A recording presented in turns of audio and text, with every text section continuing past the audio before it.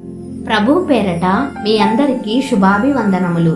ఈరోజు మన అనుదిన వాక్య ధ్యానమైన ఎడారిలో సెలయేర్లలోని వాక్యము. మత్సర పడకుము. కీర్తనల గ్రంథము 37వ అధ్యాయము 1వ వచనము. ఊరికే తాపత్రయపడిపోతూ ఆవేశపడిపోకు.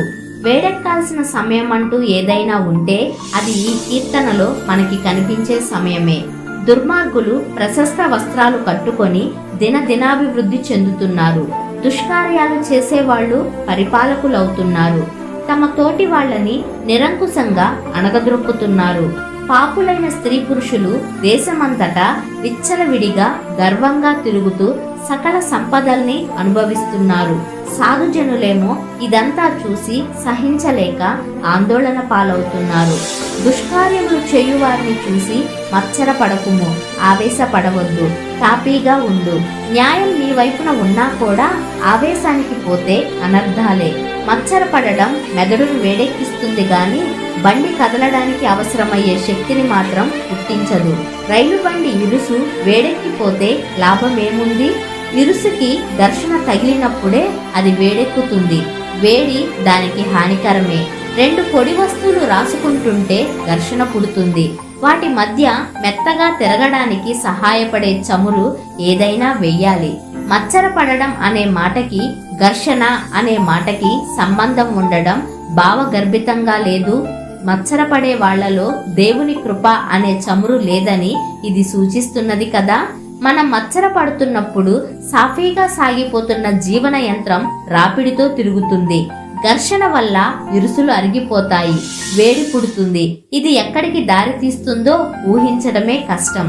నీ జీవన యంత్రపు చక్రాన్ని వేడెక్కనీయకు. దేవుని కృప అనే చమురు నిన్ను సాఫీగా ఉంచుతుంది. వేడెక్కి ఆవేశం చూపించావంటే మనుషులు నిన్ను కూడా దుష్టుడిగా జమకడతారేమో. విశ్రాంతి లేని హృదయమా, ఊరుకో. ఆవేశపడకు, ఆయాసపడకు. ప్రేమ చూపించడానికి దేవునికి వేవేల మార్గాలున్నాయి. కేవలం నమ్మకం మాత్రం ఉంచు, ఆయన చిత్తమేమిటో తెలిసేదాకా. హాహాకారాలు మాని నిబ్బరంగా ఉండు. వణికించే చలిగాలుల్లో కూడా ఓ ప్రయోజనాన్ని దాచి ఉంచాడాయన. ధైర్యం సమకూడేదాకా కేవలం ఆశతో కనిపెడుతూ ఉండు. శాంతి అంటే దేవుని చల్లని చిరునవ్వే. ఆయన ప్రేమ నువ్వు పోగొట్టుకున్నవన్నీ తిరిగి నీకు సమకూర్చి పెడుతుంది. కొంతసేపు ఓపిక పట్టు. ఆయన్ని ప్రేమించి ప్రేమిస్తూనే ఉండు. ఆయన ఎదపై హాయిగా నిద్రపో. ఆయన కృపే నీకు బలం, జీవం. ఆయన ప్రేమే విరిసే పూలహారం.